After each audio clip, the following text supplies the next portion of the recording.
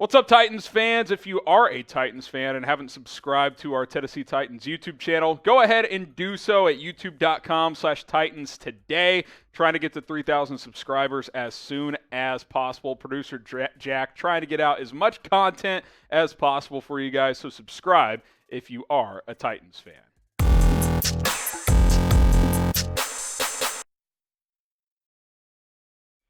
He's Chase Sr., I am Harrison Graham, and today we're talking about some of the top needs for the Tennessee Titans following NFL free agency, at least the initial waves, Chase. Obviously, some moves can still happen there for all 32 NFL teams, but let's take a look at what Tennessee can do and focus on leading up to the NFL draft. Defensive line. Quarterback. Interesting. Safety, offensive tackle, corner. You look at those groups. What do you think is a major need for Tennessee? I don't think quarterback just yet. I'd actually like to see Tennessee maybe address the quarterback position in the upcoming 2022 NFL draft. I think there are quality players who you can maybe get in day 2, day 3 that you don't have to start right away. They need to be refined. They need to be developed a little bit. And Ryan Tannehill's a good quarterback to do that behind. So quarterback, you can take advantage of that maybe in day 2 of the NFL draft. As far as defensive line, look, you saw what Tennessee did against the Cincinnati Bengals in the NFL playoffs. They sacked Joe Burrow 8-9 times. They were getting after him all throughout the day. So I don't think that is necessarily a monster need. Honorable mentions here. Honorable mention, of course, but safety, offensive tackle, cornerback, all of those positions obviously pivotal to a team's success. What's the biggest need for the Tennessee Titans? And we'll get into our top 5 cooked up by Jack Lauderay coming up in just a moment. But, hey, let us know what you guys think down in the comments. We'll go in reverse order here. At number 5, the linebacker position. And Chase, you would think with Mike Vrabel as the head coach, they would have some rock star linebackers. I like Zach Cunningham. Obviously, Harold Landry and Bud Dupree are more of the pass-rushing variety as they run that 3-4 scheme. Could certainly add another body or two to that position. No, and I like this linebacking depth chart, at least the starters, and I'm looking for Bud Dupree to really start to live up to that contract. He was solid at moments last year, but some really good players right here on this depth chart. I mean, Zach Cunningham is a couple years removed from having an excellent season for the Houston Texans. Last year, let go by Houston, latches on with Tennessee, 26 tackles a year ago. I'd like to see him improve just a little bit. Jayon Brown, another player who obviously has a lot of potential, 55 tackles in 2021, 2 pass breakups, really good player with good ability and a very good athlete as well. Yeah, and he left for the Raiders, so he is gone, so maybe a guy you got to replace. Rashaan Evans probably gone as well, as he's still out there in free agency, so curious to see where they go to add some more pieces to this position with the NFL draft in less than a month. How about running back? You would think, why running back? Well, Derrick Henry, I mean, is he going to be a guy that can have 300 touches per year forever? Probably not. And you got nothing behind him, right? I mean, Dontrell Hilliard, Trenton Cannon, who's bounced around, Jordan Wilkins. You'd like to get a little bit of lightning to that thunder that Derrick Henry brings you. You lost Deontay Foreman, who got a nice little payday from Carolina in free agency. Good story for him, too. I'm looking for a guy who can catch the ball out of the backfield, give you a little bit of burst, some juice at that position, 3rd, 4th round in the draft, maybe a cheap option in free agency. Just take a little pressure off Derrick Henry and maybe reduce those touches just a little bit. Yeah, no, I agree. And Deontay Foreman was a very good Foreman, was a very good story last year for Tennessee. You know, Derrick Henry gets injured, and you're like, where do we turn at the running back position? And he ends up having a really good year after he was kind of exiled out of the NFL ever since being a 3rd-round pick for Houston out of Texas. And because of that, able to earn a nice little payday. So some questions in terms of the backups and questions with Derrick Henry. How does he come back and continue to recover from that foot injury? Obviously came back in the NFL playoffs, but given the load and given the size of him, a little bit of a concern. Yeah, which is why, you know, if nothing else, you need some depth there. Will Derrick Henry be 100% for next season? Type Y for yes, type N for no. I ain't doubting King Henry. That's all I know. Let's go to the tight end position. I like Austin Hooper. Jeff Swaim's an okay blocker, but you know, you look at this position group, you don't really have that long-term guy at that position. Maybe Hooper becomes that. He's still fairly young. And this is a draft chase. If you want to address in the draft, you can get some quality tight ends in the 3rd, the 4th, maybe even the 5th round at this position. You brought back Jeff Swaim.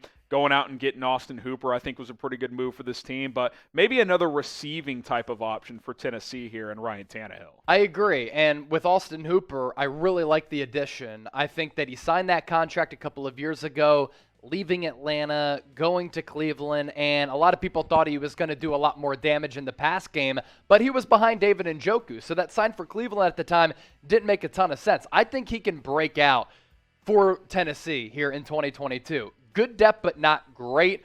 Jeff Schwaim, like you said, he's really just a good blocking tight end, and that's about it in terms of a pass catcher. That's what you're looking at Austin Hooper. But tight end rich draft, and we've seen year in, year out, you can get some really quality long-term starters in those 3 to 6 rounds. Yeah, no doubt about it.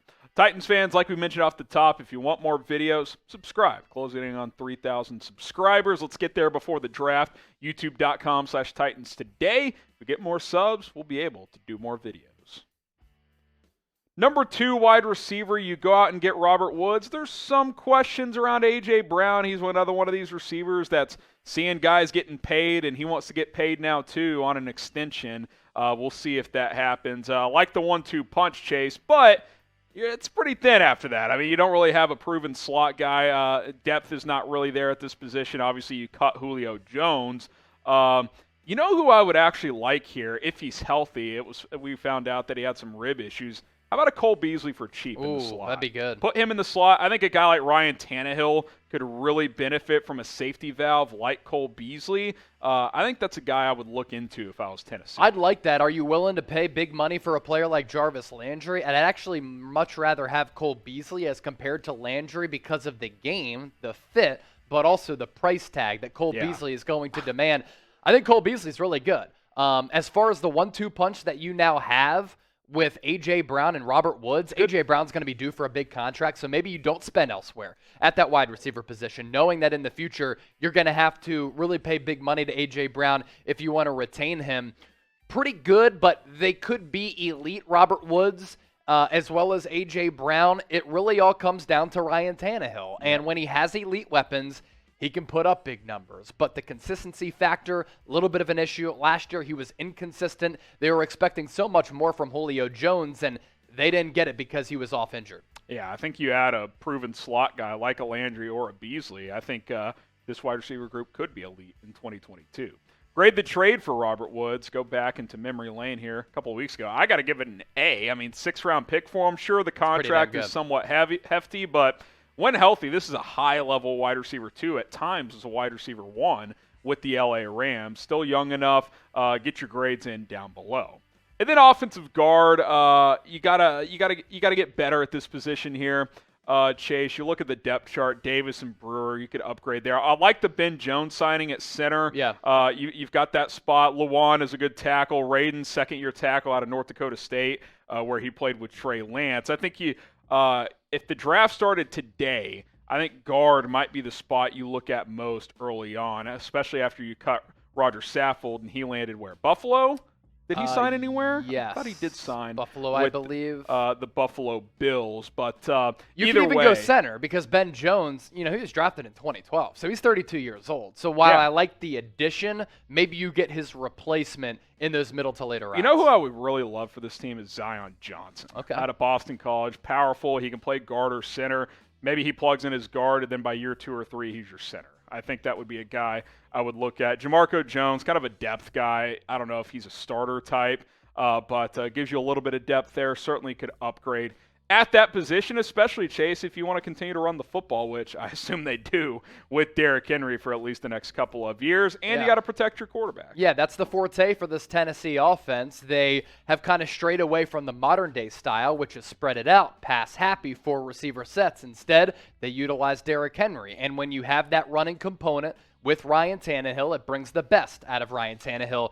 That's a huge need, but in order to run the football, got to have a good offensive line. When Tennessee's at their best, Henry's getting established and they're setting up play action. Yeah. I mean, that's what they do. So you got to have a good offensive line to do both those things. So I think offensive guard is a spot to keep an eye on. So there you go, top 5 needs after the first and second waves of free agency. We'll see how many more moves happen before the draft. Then, of course, some moves will happen in the draft for the Tennessee Titans. So appreciate you guys for tuning in here. Those are your top 5 needs for Tennessee. If you haven't already, be sure to subscribe, youtube.com/Titans today.